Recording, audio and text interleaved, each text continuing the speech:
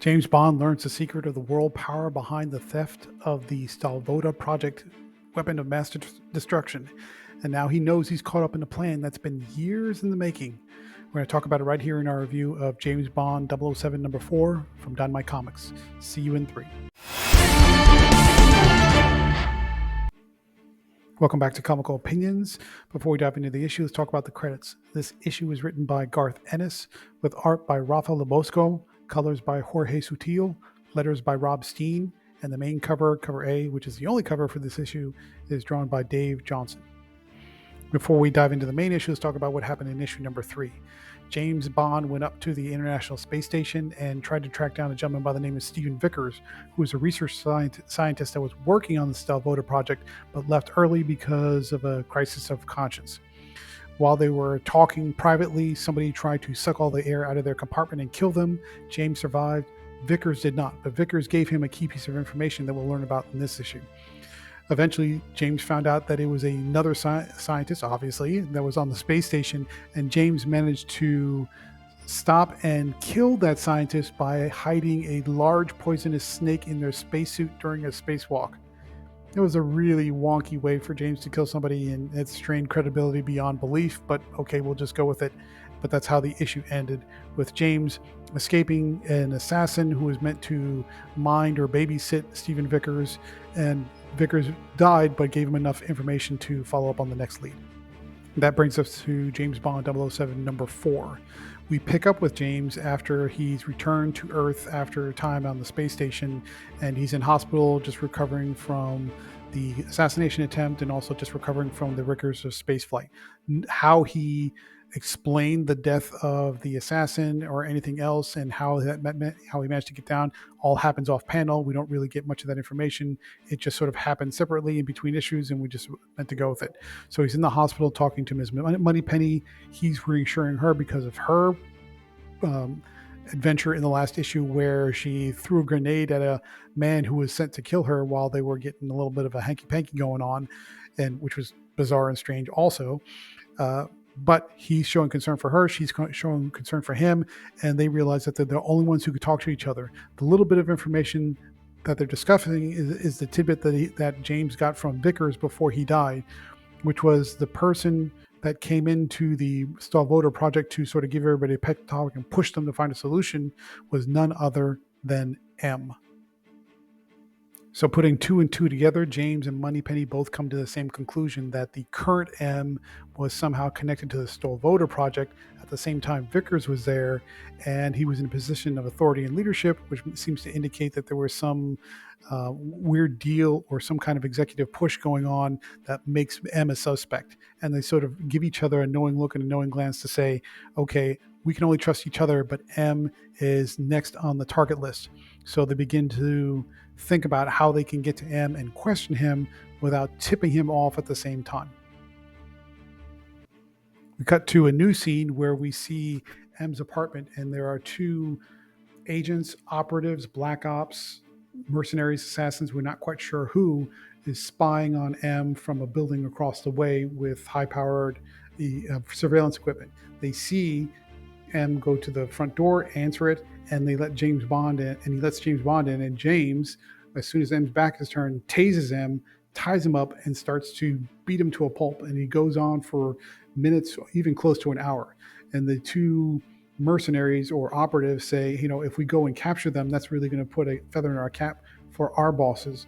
So they try to sneak over across the way, and they make it into the apartment. The operatives break in to try to interrupt the torture session, if you want to call it that, and capture both of them at the same time. But whoopsie-doopsie, it was all a ruse. James wasn't really beating M. He was just pretending to beat him, and the blood is not blood. It's just ketchup. And then James commences to really torture these 2 operatives, killing one and leaving the other barely alive. And what do we find out? What is the key scenario?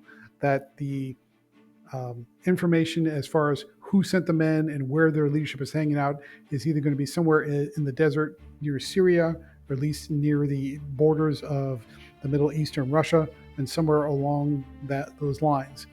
And in talking to James, he confides that he was led to believe that M might have been a suspect, but M also agrees that the information was intentionally planted to make it look like that M was the suspect, but it all boils down to this. Ready? Russia's responsible. So Russia got the Stalvoda project, which is this sort of weapon of mass destruction that freezes everything in ice, which kills the organic life but keeps all the technology and resources in place. It was stolen by MI6 back in the late 60s, early 70s. British intelligence has been working on it ever since, and then it was recently stolen, but it turns out the Russians stole it back, but it was always their plan to let British intelligence take it so that the British intelligence could finish it and make it work. And then once it was ready to be field tested and in working condition, the Russians were always planning to steal it back. So this is a long game that's been going on for 50 years or so. And James just happened to get caught up in the middle of it, and all the evidence was planted or directed in logical, reasonable, provable ways to make James think that M was the culprit when he really wasn't, or at least in on it. But now James knows that he can trust M, Moneypenny knows he can trust M, and now they all realize that Russia was behind the whole thing in a very, very long game to get British intelligence to do the work for them before they took the weapon back. When James and M are finishing up their conversation and talking about next steps, James receives a frantic phone call from Felix Leiter, CIA, United States, who sends him over some encrypted video that shows American operations team breaking into what looks like a farmhouse or some kind of warehouse in the middle of a field in the Ukraine. The soldiers come upon, and you can see through their body cams, they come upon this canister and the whole thing explodes and freezes everybody in ice. So now James and M know that the Russians have the weapon, that the weapon is in working condition, and now that they were trying to field test it in the Ukraine because they figured nobody would be around but locals, so they can get away with it. They hadn't intended the team of U.S. Black Ops soldiers to intercept the weapon and get killed, and now the United States is at risk of blaming British intelligence for the death of those soldiers, which is not necessarily untrue, but it's true really in an indirect way. And now James has gotten word through Felix that the U.S. intends to retaliate in a really big way. And that's how we end the issue. What do we like about James Bond 007 number 4? The latter half is much better than the first half. Because James getting off the International Space Station after having been partly responsible for the death of maybe one, maybe even two of the astronauts, and just kind of all whisked away, and him coming down, and all that happens off panel, which is weird and wonky. So you're just sort of meant to accept it as, oh, how did he even manage to pull that off? I don't know. And then Moneypenny just sort of offhandedly dismissing the fact that she set off a grenade in her apartment to kill a man who was trying to, make some hanky-panky with her, not in a forced way, but by invitation, but at the same time also potentially being an assassin, and nobody's just sort of really talking about that, which was weird. And then them talking to each other sort of in code, but not really in code, just in half sentences, to try and gauge each other out, to figure out what information they have and whether or not they believe each other, and who's the mole and who's not the mole, was a little bit confusing.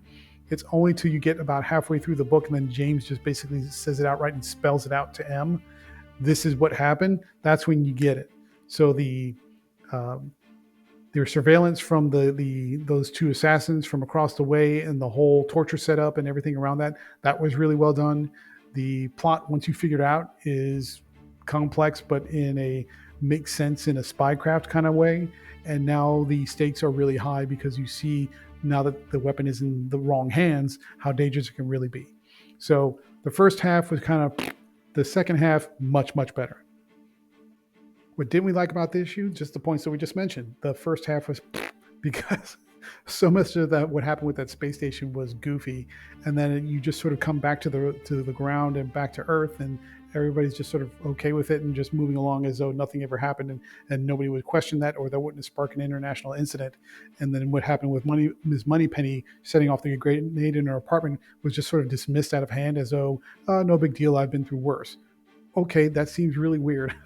So the first half was things that happen off panel, stuff that seems important that just gets offhandedly dismissed, and a really confusing way to get to the explanation of what's really going on and who's who and what's what. when the second half kicks in, it dispels almost all of that and gets you back on the right track. The first half was really, really rough. Let's switch gears to talk about the art from Rafa Lobosco. Solid, really, really solid. There's some interesting panel angles that we use to capture the drone strike, not the drone strike, but the body cam footage from the explosion that they see later from Felix. That's really well done. The remote viewing from the two mercenaries or operatives as they're watching James torture M, that's really well done. So you have a lot of unique sort of cinematic looking camera angles and panel compositions that look like something you would see in a film. So generally speaking, and the characters are solid, the figure work is solid, the layouts are really well done. So overall, visually speaking, this was a nice bit of work from Lobosco. Final thoughts: what do we think about James Bond 007 number 4 from Dynamite Comics? Really rough, clunky, confusing, strange, hard to get your arms around first half. But then once you get to the second half, it really picks up and it gets really strong. It clarifies a lot of what's going on and really sets the stakes, the motivations, the character work. All of it is super great in the second half of the comic. So it's a bit of a mixed bag, but mixed bag in that it finishes stronger than it starts, which is if you're going to have a mixed bag, that's the best you'd want to have. Therefore, yeah. So overall, nice bit of work on the latter half, and it really sets you up for what's going to happen in the next issue. Therefore, we're going to give James Bond 007 number 4 from Dynamite Comics a 7 out of 10. I think that's the best we can do, just because it finished strong, but the beginning was weak. And the art is solid all the way through, so that's really the saving grace of this issue. So what do you think about the James Bond series from Dynamite? Are you liking Garth Ennis's take on the character? Are you liking this particular adventure? Is it grabbing you? Is it not grabbing you? I want to hear your thoughts. And if you would be so kind, please like, share, comment, subscribe, hit that bell for notification. If you like more reviews just like this one, please stay tuned through the outro.